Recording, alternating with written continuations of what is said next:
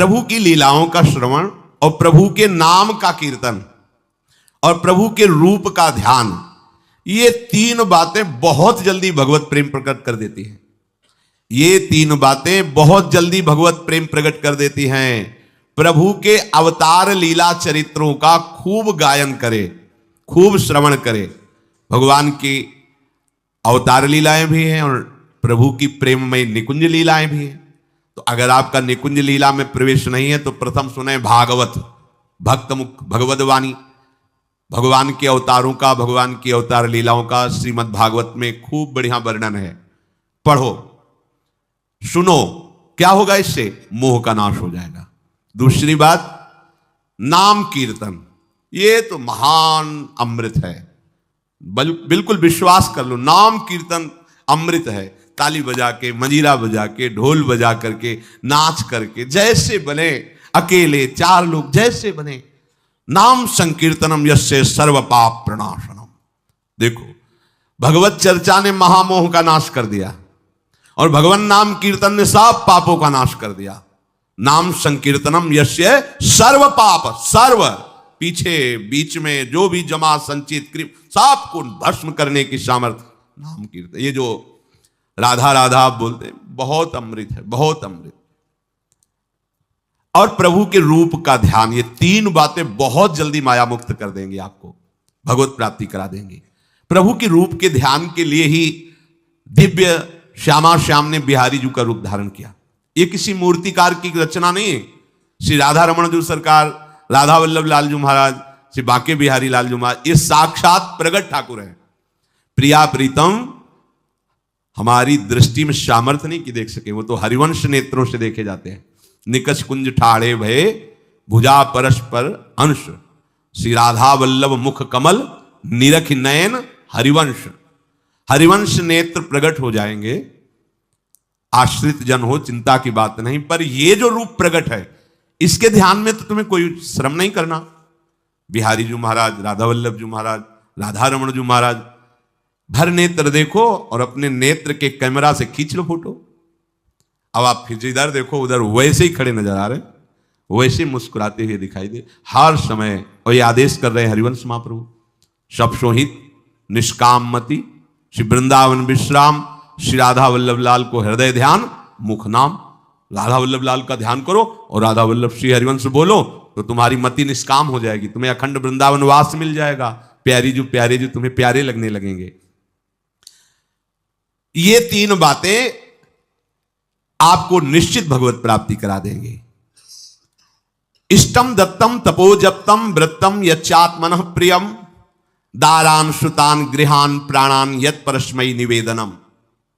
जो भी तुम्हारे द्वारा यज्ञ दान तप अथवा जप सदाचार, ये सब प्रभु को अर्पित कर दो, अविनाशी हो जाएगा। प्रभु को अर्पित कर दो जो भी तुम्हारे द्वारा होता है। हे प्रियालाल, आपकी प्रसन्नता के लिए। फिर दोबारा कह रहे हैं, स्त्री पुत्र घर जीवन और अपने प्राणों का मोह त्याग करके, प्राणों का मोह त्याग कर। यहां पूरा समाज वैसे ही सब बैठा है हृदय में। देखो, जिस मार्ग में चलना उसे समझो। अंदर से केवल प्रिया प्रीतम में ही हमारी अहमता ममता होनी चाहिए। प्रभु सच्चिदानंद श्री कृष्ण चंद्र जी को अपना प्राण प्रीतम मानने के लिए ये जितनी जगह आप अपनापन किए हैं समेटना पड़ेगा। सबकी ममता ताग बटोरी, मम पद मन बांध बरडोरी। लाडली लाल के लाडले तो कोई बिरले दिखाई देते हैं, प्रिया प्रीतम के जन तो कोई बिरले दिखाई देते हैं। नहीं धन बल, परिवार बल, बुद्धि बल, वही घसर करके चले जाते हैं। अरे यहां तप बल भी काम नहीं करता, और बल तो जाने दो। यहां हारे को हरे नाम, हार गए, गले पड़ गए। गले पड़ जाओ, बढ़िया इसी जन्म में कल्याण हो जाएगा। गले पड़ जाने का मतलब, जैसे कोई गले पड़ रहा हो तो उसका मतलब समझते हो? मारो, पीटो, गाली दो, भगाओ। नहीं भागे, वो गले पड़ गए। बोले आप क्या करें, गले ही पड़ गए, आप क्या करें। ऐसे पूज्य श्री स्वामी राम सुखदास जी महाराज कहते, श्री कृष्ण के गले पड़ जाओ भैया, इसी जन्म में तुम्हारा कल्याण हो। भगवान के गले पड़ जाओ। गले आप तो जैसे भी अब आपके हैं, अब तो हमको हल्ला मचा कहेंगे कि राधा वल्लभ लाल के हैं, तुम्हें अपनी इज्जत बचा ली तो सुधार लो हमें। समझ गए? ये गले पड़ना। हाँ कहावत, लंबा तिलक लगाएंगे और जय राधा वल्लभ लाल की बोलेंगे। और आपके लायक तो हम हैं नहीं। अब आपको अपने लायक बनाना कि आपका दास कैसा होता है, तो आपको बनाने के लिए कोई मशीन की जरूरत नहीं, आप ऐसे बना दोगे, बना देना। अब आपके गले पड़ गए, आप ही हमारी इज्जत हो, आप ही हमारे जीवन हो, अपनी इज्जत संभालनी हो तो हमें संभाल लेना। वो संभाल लेते हैं। वो मच्छर को ब्रह्मा बना देते हैं, घोर पापी को ब्रह्म ऋषि बना देते हैं, उनके लिए कोई दुर्लभ बात नहीं। पर जब तक अहंकार है तब तक उनकी तरफ से ये प्रोसेस शुरू नहीं होता। जब हार गया और गले पड़ गए, फिर वो बड़े बड़े महात्माओं के द्वारा भी बंधनी हो जाते हैं। यदि इसी जन्म में भगवत प्राप्ति करनी है तो ये काम तो आपको बड़ी जल्दी कर लेना है। जहां जहां हमारी ममता है उससे प्रभु के चरणों में लगानी ही पड़ेगी। चूक करोगे, वही ममता की डोर मन को घसीट लेगी और आप अगले जन्म का विधान बना देगी। यदि आपको इसी जन्म में भगवत प्राप्ति करनी है तो सबकी ममता ताग बटोरी, मम पद मन ही बांध बरडोरी। एवं कृष्णात्मनाथेषु मनुष्येषु च सौहृदम परिचर्याम चोभयत्र महत्सु नृषु साधुषु। और ये सब सहजता पूर्वक तब हो जाएगा जब किसी संत महापुरुष का आश्रय ले लोगे।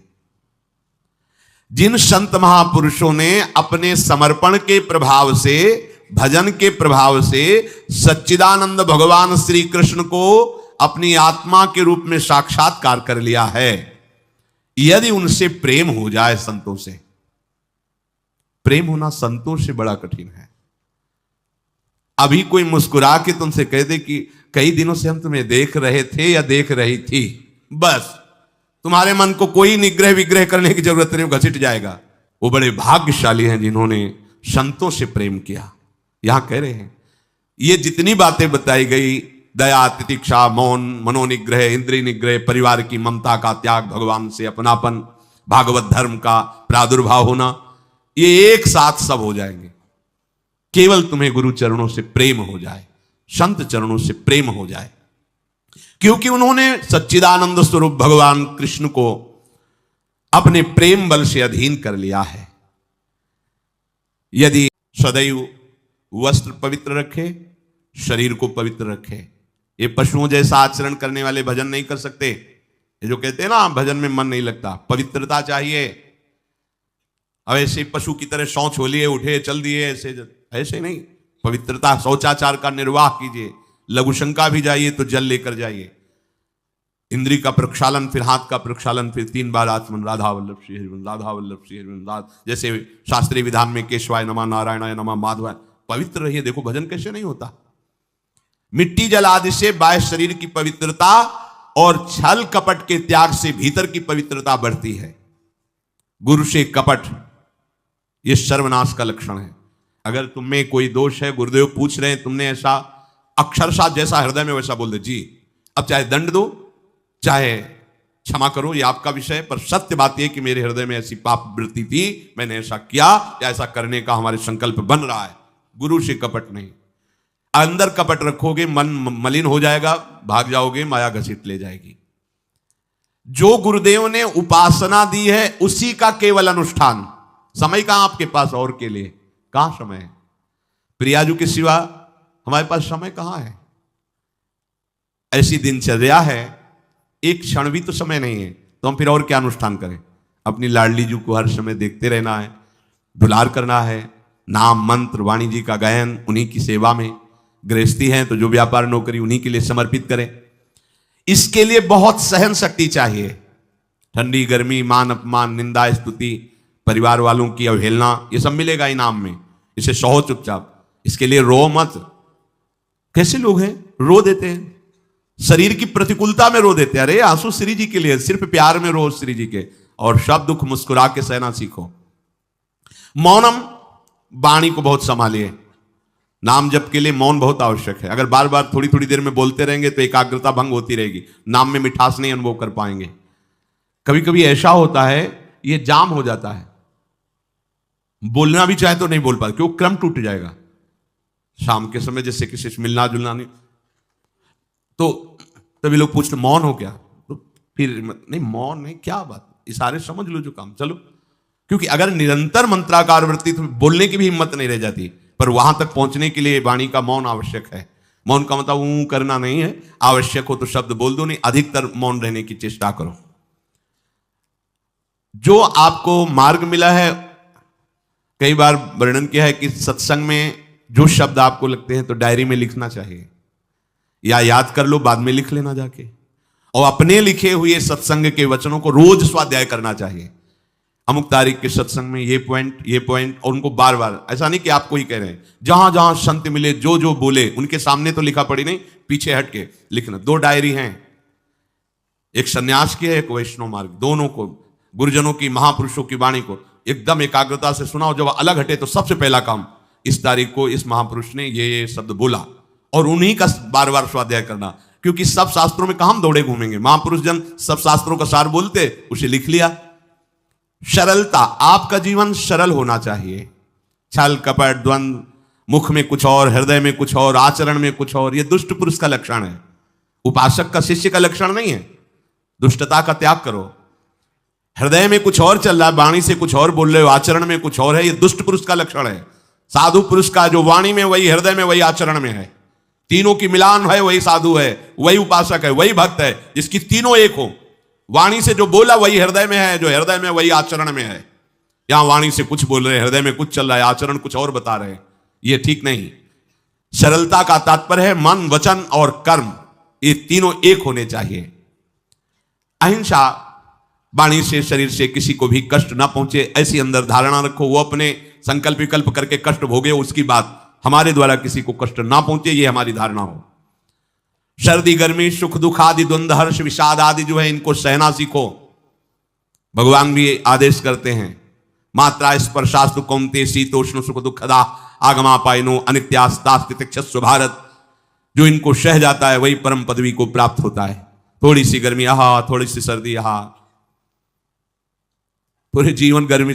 पैर की त्वचा ऐसी हो गई थी कि बंबूल का कांटा टूट जाता था, घुसता नहीं था। जीवन में कभी पादुका ही नहीं, तो चमड़ी इतनी मोटी हो गई थी पैरों की।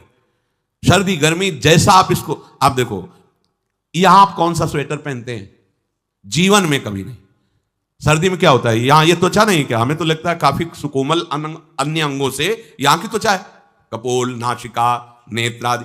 यहां क्या पहनते हो सर्दी में, क्या बिगड़ जाता है? क्योंकि अभ्यास है, गर्भ के बाद निकलने के बाद यहां कुछ ढका ही नहीं, यहां कुछ नहीं ढका, तो पूरे जीवन ढकने की जरूरत नहीं।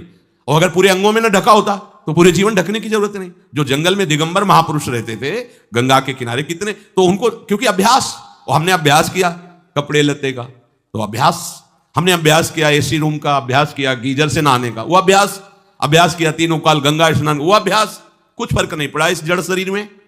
इसको जैसे रखो।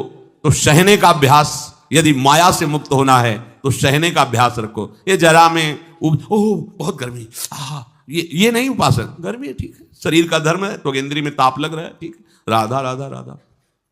आप कहोगे प्रवचन करने से नहीं होता। कभी बिजली नहीं रखी ईद दाम में, कटवा के रखे थे? बिल्कुल नहीं। जितनी देर होश रहा, आंख का हाथ से पंखा कर लिया, नहीं तो बस राधा राधा राधा, जो मिला मांग के खाया, कुछ आसन पे लेट। प्रवचन ही केवल नहीं रहे, अब तो जैसे जोई जोई प्यारो करे सोई मोहि भावे। नहीं, जानबूझ करके अपने शरीर को अधीन नहीं करना चाहिए। सुविधाओं की अधीनता, तुम भोगता नहीं, सुविधाएं तुम्हें भोग रही हैं। जितना तुम सुविधा भोगी बन जाओगे उतना तुम कमजोर हो जाओगे। सीधे प्रकृति का वार सहो, तुम महात्मा सुदृढ़ बलवान हो जाओगे। तुम्हारे आगे समर्थ शब्द लग जाएगा। जो प्रकृति के और विकारों के वेगों को सीधे सहता है उसे महात्मा कहते हैं। समहात्मा सुदुर्लभा यम ही न व्यथ्यन्ते पुरुषम पुरुषर्षभ सुख दुख समा। जिसका सुख दुख समान भाव, किसी भी वेग की व्यथा से हृदय व्याकुल नहीं होता, वो भगवान को प्राप्त करने का अधिकार प्राप्त कर लेता है। इसलिए सहनशीलता। सर्वत्रात्मनेश्वरान वीक्षाम कैवल्य मनिकेतताम विभक्त चीर वसनम संतोषम एन केनचित। ये ध्यान रखो कि तुम कभी प्रभु से अलग नहीं हो। सर्वत्र भगवान है तो यहां भी है, सब समय में है तो इस समय में भी है, सब में है तो हम में भी है, सबके हैं तो हमारे भी हैं। हम कभी भी प्रभु से बिलग नहीं हूं। एकांत सेवन तुम्हारा स्वभाव बन जाना चाहिए, चाहे जो हो। थोड़े समय के लिए तो एकांत बैठो। एकांत मिला तो मोबाइल का संग कर लिया, एकांत मिला तो मित्र बना लिए, बैठ के प्रपंच वार्ता कर रहे हो, नहीं। अगर भगवत प्राप्ति करनी, माया मुक्त होना है तो एकांत एकांत ही होना चाहिए। भले 100 लोग हैं, हमारा किसी से कोई संबंध नहीं, और हम बैठे हैं अपने आराध्य देव के चिंतन में, हम एकांत हैं। और गुफा में बैठे हैं, शरीर एकांत है, मन से चिंतन संसार का हो रहा है, प्रपंच में है, एकांत में नहीं है। एकांत शब्द का अर्थ समझना चाहिए। हम एकांत को सीधे गुफा या कहीं एकांत, ऐसे एकांत का अर्थ है एक के सिवा दूसरा कोई नहीं, अर्थात एकमात्र भगवत चिंतन में डूबा हुआ उपासक। बाजार में बैठा हुआ भी एकांत है, सभा में बैठा हुआ एकांत है, और प्रपंच का चिंतन करने वाला बंद कमरे में भी प्रपंची है, गुफा में भी प्रपंची है। जहां आप रह रहे हो उसे ये मेरा घर है ऐसी भावना का त्याग कर दे। अनिकेत ये भगवान का दिया हुआ वास स्थान है, कुछ समय के लिए इसमें शरीर निर्वाह कर रहे हैं, ये भी छूटेगा और ये भी छूटेगा। जैसे स्टेशन में बैठा आदमी आराम से, पर वो बैठा इंतजार कर रहा है कि कब हमारी गाड़ी आवे और उस पर हम यात्रा करें।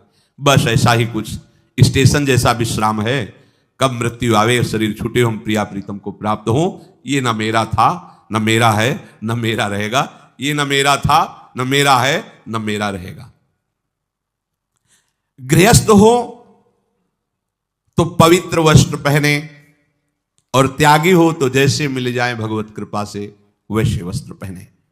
प्रारब्ध के अनुसार तुम्हें जैसी व्यवस्था मिली उसमें संतोष करना सीखो, मांग मत रखो। प्रभु की प्राप्ति के लिए खास बात ध्यान रखनी है, अपनी उपासना में दृढ़ श्रद्धा रखो और सर्वश्रेष्ठ भाव रखो, पर दूसरे किसी की भी निंदा ना करो। अगर किसी की भी निंदा करोगे तो फिर माया तुम्हें मुक्त होने नहीं देगी। मन को, वाणी को, शरीर को संयम में रखो, अर्थात भगवत भजन, भगवत वार्ता और मौन। मन का संकल्प विकल्प रहित होना, विषयों का चिंतन न करना, प्रभु के रूप का, नाम का, धाम का, लीलाओं का चिंतन करना। शरीर का शास्त्र संयम से वर्ताव करना। अब माया मुक्त होते चले जाओगे, इनमें किसी में भी त्रुटि ना हो, सावधानी रखो। अपनी इंद्रियों को सावधान रखो, किसी के दोष न देखने पावे। कोई गलत चेष्टा देखेंगे तो ये भी गलत करने के लिए तैयार हो जाएंगी। हे राजन, श्रवणम कीर्तनम ध्यानम हरेरद्भुत कर्मणः जन्म कर्म गुणानां च तदर्थे अखिल चेष्टिता। श्री भगवान के बड़े अवतार हुए हैं, बड़ी अद्भुत अद्भुत लीलाएं हैं। प्रभु का प्रकट होना, लीला करना, दिव्य गुणों का वर्णन। यदि आप इनको गाएंगे लीलाओं को और श्रवण करेंगे तो मोह की बात क्या, महामोह का भंजन हो जाएगा। बड़ी सामर्थ्य भगवान के चरित्रों की, महिमा बड़ी है। अगर इनको आप सुनेंगे, बार बार सुनेंगे, तो आपको और कोई साधन करने नहीं पड़ेंगे, अपने आप सब साधन प्रकाशित हो जाएंगे। जहां कहीं कभी भी किसी का उद्धार की बात आई है तो भगवत चरित्र सुनने से ही आई है। शरणागति श्रवण से ही प्रारंभ होती है, भक्ति भी श्रवण से ही प्रारंभ होती है, पूर्णता भी श्रवण से ही होती है। श्रवण सुजस सुनी आयऊ, और श्रवणम कीर्तनम स्मरणम। पहला श्रवण, खूब भगवत चर्चा सुनने का स्वभाव बना लेना चाहिए। पर देखा जाता है कि 20 वर्ष भगवत चर्चा सुनने पर रंग नहीं आता, क्योंकि ये तो बना लिया स्वभाव कि जहां भी कथा हो रही सुन रहे, और बाद में निकले तो बख्शते वो किसी को नहीं, सबकी निंदा करते। बस किसी एक की प्रशंसा, एक की निंदा, तुम्हारा सारा का सारा सत्संग बेकार हो गया। अगर सत्संग को सुरक्षित रखना है तो ना किसी की स्तुति, ना किसी की निंदा, जो सुना है उसको अपने जीवन में मनन करते हुए उतारे। हार गया और गले पड़ गए, फिर वो बड़े बड़े महात्माओं के द्वारा भी बंधनी हो जाते हैं। यदि इसी जन्म में भगवत प्राप्ति करनी है तो ये काम तो आपको बड़ी जल्दी कर लेना है। जहां जहां हमारी ममता है उससे प्रभु के चरणों में लगानी ही पड़ेगी। चूक करोगे, वही ममता की डोर मन को घसीट लेगी और आप अगले जन्म का विधान बना देगी। यदि आपको इसी जन्म में भगवत प्राप्ति करनी है तो सबकी ममता ताग बटोरी, मम पद मन ही बांध बरडोरी। एवं कृष्णात्मनाथेषु मनुष्येषु च सौहृदम परिचर्यां चोभयत्र महत्सु नृषु साधुषु। और ये सब सहजता पूर्वक तब हो जाएगा जब किसी संत महापुरुष का आश्रय ले लोगे। जिन संत महापुरुषों ने अपने समर्पण के प्रभाव से भजन के प्रभाव से सच्चिदानंद भगवान श्री कृष्ण को अपनी आत्मा के रूप में साक्षात्कार कर लिया है। यदि उनसे प्रेम हो जाए, संतों से प्रेम होना संतों से बड़ा कठिन है। अभी कोई मुस्कुरा के तुमसे कह दे कि कई दिनों से हम तुम्हें देख रहे थे या देख रही थी, बस तुम्हारे मन को कोई निग्रह विग्रह करने की जरूरत नहीं, घसीट जाएगा। वो बड़े भाग्यशाली हैं जिन्होंने संतों से प्रेम किया। यहां कह रहे हैं ये जितनी बातें बताई गई, दया, तितिक्षा, मौन, मनोनिग्रह, इंद्रिय निग्रह, परिवार की ममता का त्याग, भगवान से अपनापन, भागवत धर्म का प्रादुर्भाव होना, ये एक साथ सब हो जाएंगे। केवल तुम्हें गुरु चरणों से प्रेम हो जाए, संत चरणों से प्रेम हो जाए, क्योंकि उन्होंने सच्चिदानंद स्वरूप भगवान कृष्ण को अपने प्रेम बल से अधीन कर लिया है। यदि परोपकारी संत जनों से हमारी प्रीति हो जाए तो हमारा स्वभाव बदल जाएगा। संतों से प्रीति है, ये तुम्हारे स्वभाव से परिचय मिलेगा। क्या? परस्परानुकथनम पावनम भगवद्यशः मिथो रतिर्मिथस्तुष्टिर निवृत्तिर्मिथयात्मनः। जब संतों से प्रेम हो जाता है तो स्वभाव बन जाता है क्या? भगवत चर्चा करने का। अपने लोग जब नई अवस्था में तो भिक्षा के लिए चले और आगे संत मिल गए, 2-2, 3-3 घंटे धूप में खड़े भगवत चर्चा हो, नीचे धूल जल रही, ऊपर से सूर्य ताप है और खड़े 2-2, 3-3 घंटे चर्चा हो। शाम की किसी बात पर छिड़ गई तो ये शास्त्र, 12-1 रात्रि के बज रहे, वो प्रसंग पूरा और उसका निर्णय, रात दिन उसी की चर्चा। स्वभाव बदल जाएगा, कुछ और अच्छा नहीं लगेगा।